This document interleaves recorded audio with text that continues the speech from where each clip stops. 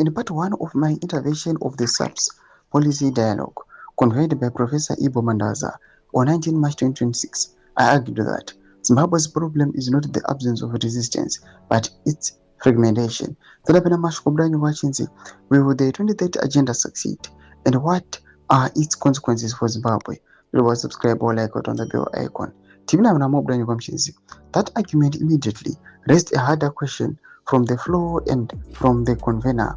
Will the 2030 agenda succeed? And what are its consequences for Zimbabwe? This is part 2, the final part.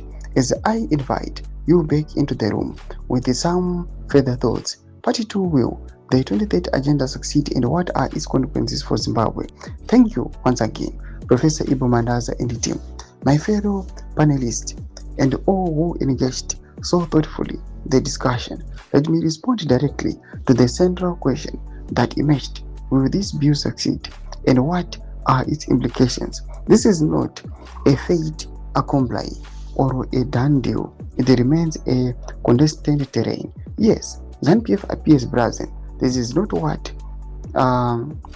Anis Chisman describes as smart rigging, where manipulation is embedded with the less visible processes to preserve a veneer of legitimacy.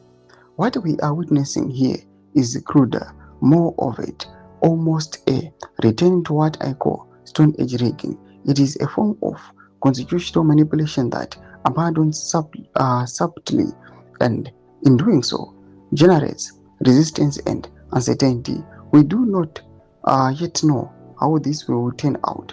To make sense of how much moments unfold, it is important to first locate Zimbabwe within a broader comparative and historical pattern. First, even authoritarian leaders at times seek legitimacy.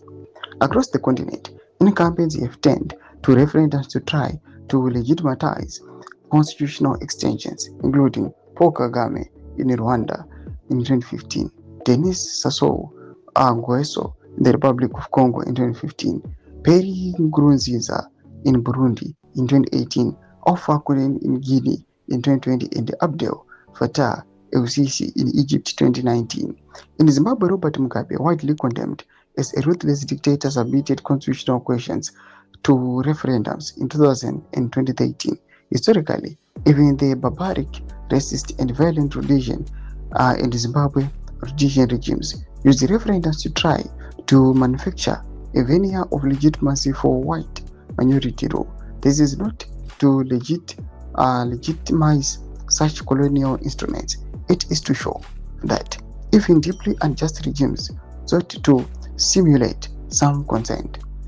Present day, Zimbabwe under Emmerson Mnangagwa is attempting something more naked, without even a minimal layer of procedural voting in a referendum. It reflects a reckless abandonment of the basic rituals of the consent and legitimization. Second, outcomes are not linear. Several leaders have failed in attempts to extend their rule, including Frederick Chiluba in Zambia in 2001, Bigili Muluzi in Malawi 2002, and Blaise Compaoré in Burkina Faso in 2014. Time extension projects can fail, even under dominant regimes. Third, even so-called successful extensions can destabilize regimes. Take Alpha Condé of Guinea, who amended the constitution in 2020 only to be ousted in a military coup a year later. In Zimbabwe, this risk is acute. There are already pockets of resistance within the military and the ruling bloc.